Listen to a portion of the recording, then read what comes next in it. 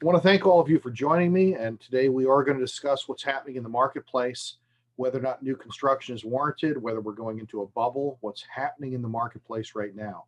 And I want to thank the Lehigh Valley Association of Realtors for providing a lot of this data and a lot of this information that we're going to take a quick step through.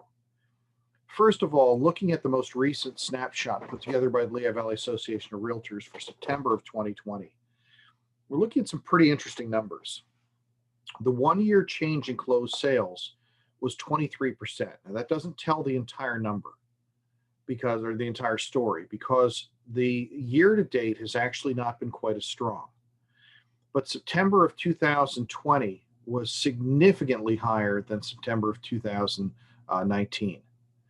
Second part of it is that the change in inventory is down by more than half over the same inventory that we saw last year. And of course, 1-year change in median sales price is up almost 15%. This is to be expected, though. When we have very little inventory in the marketplace and we have a lot of buyers who want to take advantage of buying a house now with interest rates being as low as they are, you're going to see prices rise.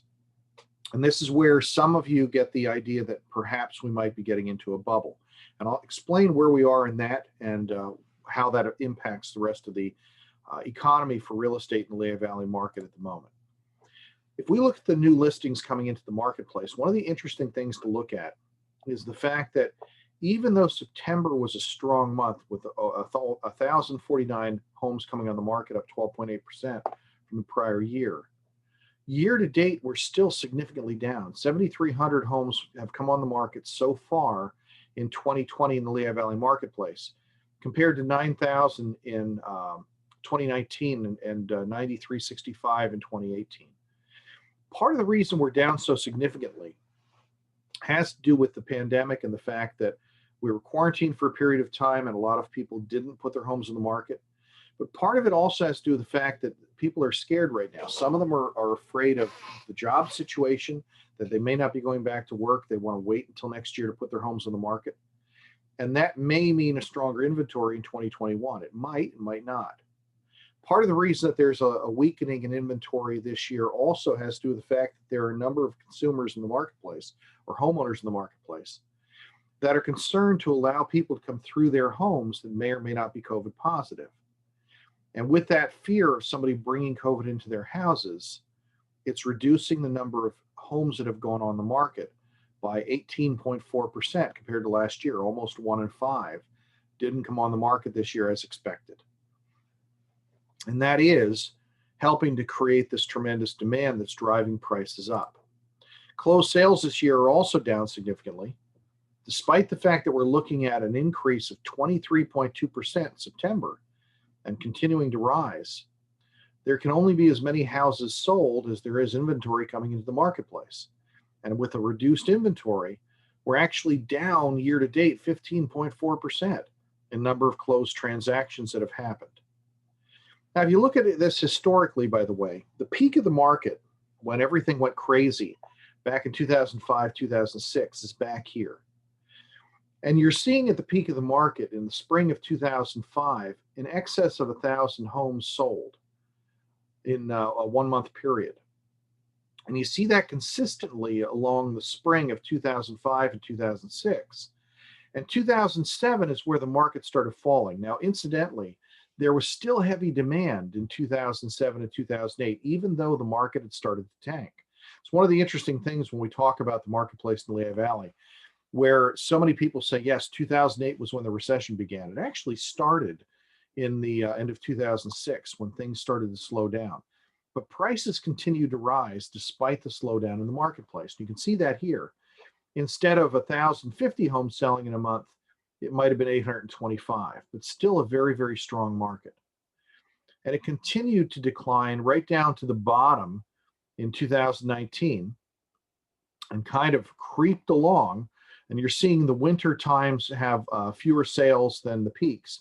So at the in the winter of 2009, you might have seen 200 or 220 sales as opposed to the peak, which was over 600. But you see this reducing over a period of time and slowly starting to come back up. But even in the market today, you're still not seeing the historic closed sales of over 1,000. We're getting close here with September, at 897, but we're still not hitting these numbers from 2005, 2006. And that incidentally is one of the reasons I'm not afraid of a bubble just yet. The other interesting thing is the number of days on market until sale. If you look back at the peak of the market in 2005 and 6, we're seeing 45 days, 50 days average between the time a property went on the market and sold based on days on market for inventory. When the market got really slow for those houses that sold, we're over 100 days. Right now, we're down at 34 and 21 if you look at just September, which is just incredible. Median sales price is up, and this is where consumers start worrying about a bubble in the marketplace. But let me explain where this comes from. If you look at a typical market of anything, whether you're looking at the stock market or whether you're looking at any sort of inflation, including real estate, what should typically happen over time is that everything should rise by inflation. Even if that inflation is 2.5%, 3%, 2%, it should be rising. Now, in 2005, prices were below 160 as a median sales price. In a very short period of time, over this period from 2005 to 2007, they came up here to about 220. And then they fell for the next dozen years. So where this, even with a recession, a typical recession would have lasted a year, maybe 18 months. We had the longest recession in real estate since the Great Depression. It was actually a longer decline than the Great Depression was in real estate prices in our area. So if you look at these numbers, the prices actually fell. Despite inflation driving the median up, the prices of these houses fell all the way through about 2015. We're still looking at really low bottom numbers that were stable here from 2013 to 2015 before they started rising. Here's the interesting thing. We didn't hit that 220 level again all the way until the spring of 2019 last year. So going over this period from 2007 to 2019, which is 12 years, there's no rise in prices over that period of time. They actually fell for a long period of time. And by the way, our expectation is that we're probably not going to see a recession like this again in our lifetime. The only one before this was all the way back in the Great Depression. There are always market cycles. There are always corrections. We're going to have a bubble. And it's going to retrench a little bit, and then it's going to come back. It always does. But had this continued to go up, even at 2% a year, we would have been way beyond this number in 2019. We've been up here somewhere. And we're going to see this in the affordability index. Now, there is a big jump from 2019 to 2020. You're seeing a 9.6% jump year to date, up to 224.9, which is still not significantly higher than that 220 that we're looking at back in 2007. But with this jump, it's just finally catching up with what we would have seen had this followed the inflation rate over all this time. Same thing with average sales price. Average tends to be a little bit higher than the median sales price, and that's partly based on the product mix. If we've got more new construction in the marketplace, if we've got more high-end homes that are selling, you're going to see an average sales price that's going to be driven up a bit. Same thing if we have fewer foreclosures in the marketplace, which we're experiencing as well.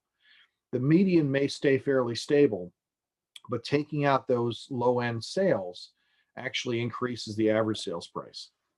Percentage of list price received is just amazing. You're seeing basically 100% in September of 2020. And part of that, what's happening in the marketplace is we're putting properties on the market in some areas, and within days, they're getting 7, 8, 10 offers. We've seen just incredible response. In both Lehigh Valley market and the Pocono market, you're seeing some incredible responses. Even though it says that it's basically 100%, that doesn't mean that every house is getting full price. There are some houses that are going significantly over. There are multiple bids that are driving prices up. And there are still some houses that are selling under. So the average right now, percent of list price received, was 99.9%. Now this is the one that makes me feel a little bit better about this rise in prices. Back here in 2006, 7, and 8, the affordability was not that great. It wasn't bad, but it wasn't that great for homeowners in the Lehigh Valley compared to what it became. Homes became actually almost twice as affordable, became very, very affordable. And that's based partly on what the average income is for the average household versus what their mortgage payment is going to be. So even with low interest rates and with the average prices, you're going to see houses being crazy affordable in that 2012, 13, 14, 15 timeframe. Now they're becoming slightly less affordable because housing prices are going up.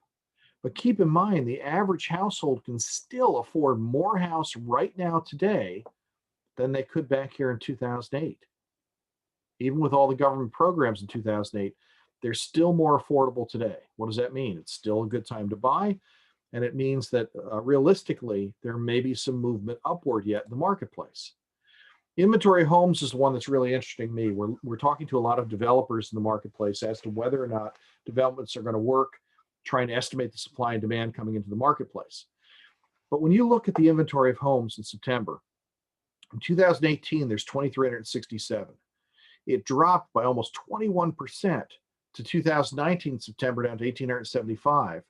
And then in 2020, we're down by 51.1% to 917 homes. Now, let me go back a second and show you a different graph.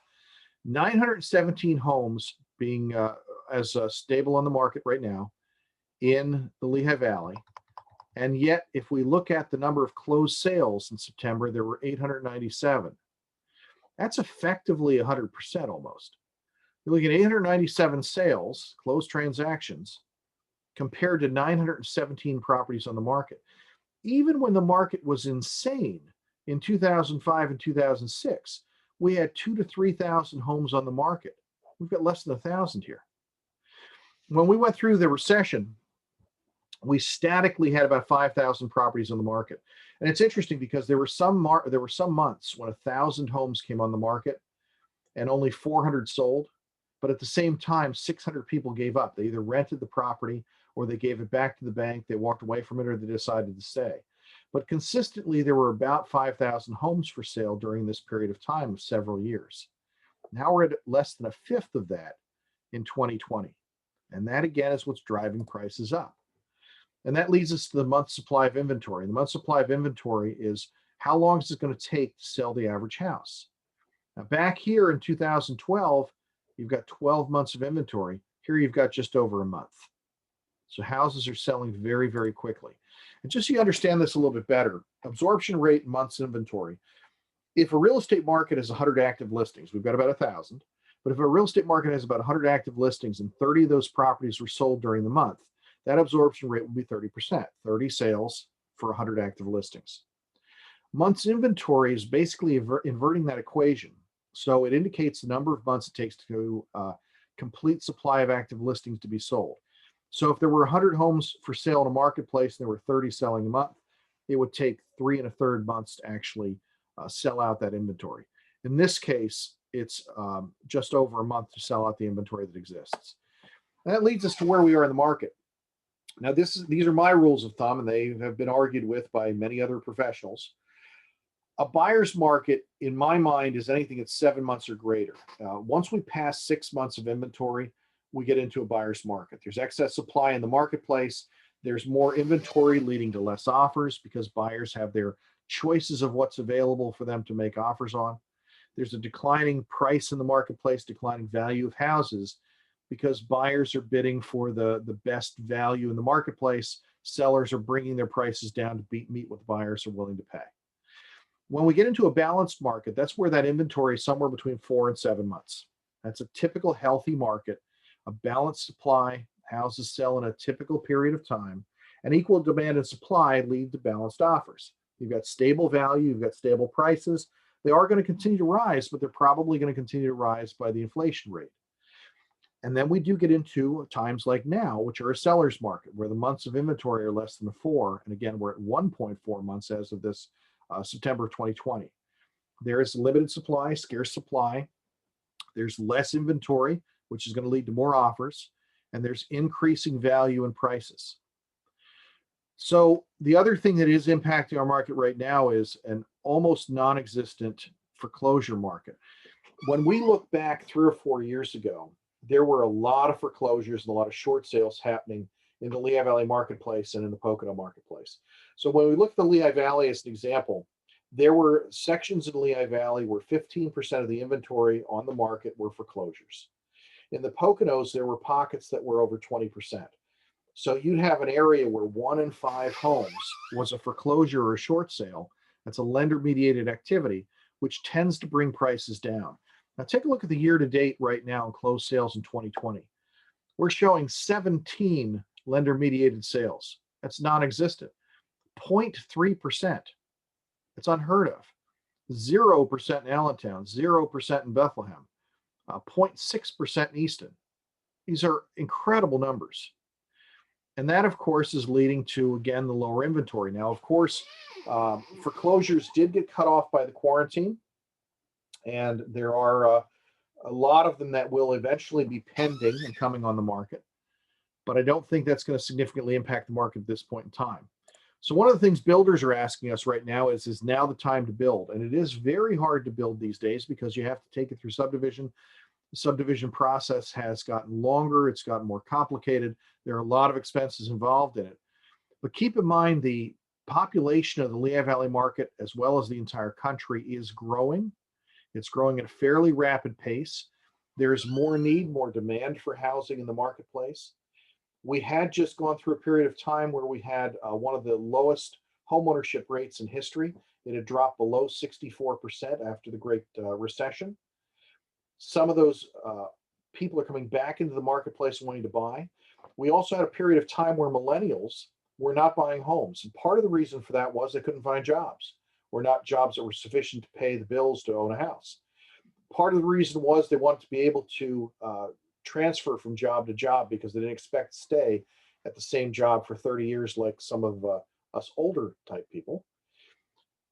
But there are more and more millennials coming into the marketplace right now. So is now the time to build? And it really depends. We have to look at what product type you're trying to build. We have to look at what the current anticipated supply is going to be, including new construction completions and approved building permits. When I'm trying to analyze this, we're looking at the entire market. We're trying to look at the pocket where you're planning on developing and try and figure out whether or not it's going to work. We want to look at what the expected demand is going forward, and we want to try and look at the project compared to other projects that are nearing completion or that are available right now. For example, if you're planning on building office space today as opposed to housing, we want to look at what the vacancy rate is for office space in the submarket that you're trying to build in. We want to look at what the other offices offer as amenities. If they've got a health center in there, if they've got a daycare center, if there's something that will attract those tenants to that building over another one. In the housing market, where are buyers going to move to? What are they looking for? What amenities are other builders offering? Can we offer that for the same price or a lower price? Is it something that we're going to be able to sell out? And then we try and look at the absorption schedule and try and figure out whether or not it's going to work. So that's my quick look at what's happening in the Lehigh Valley marketplace. You can always contact me. I want to thank all of you for being with us today. You can always check us out online at zaphomesearch.com. And if you want to email me, I'm at c21keim@gmail.com. Again, thank you so much for being with us today. Any questions at all you have, please reach out to me. I'll be happy to help any way I can. Thank you.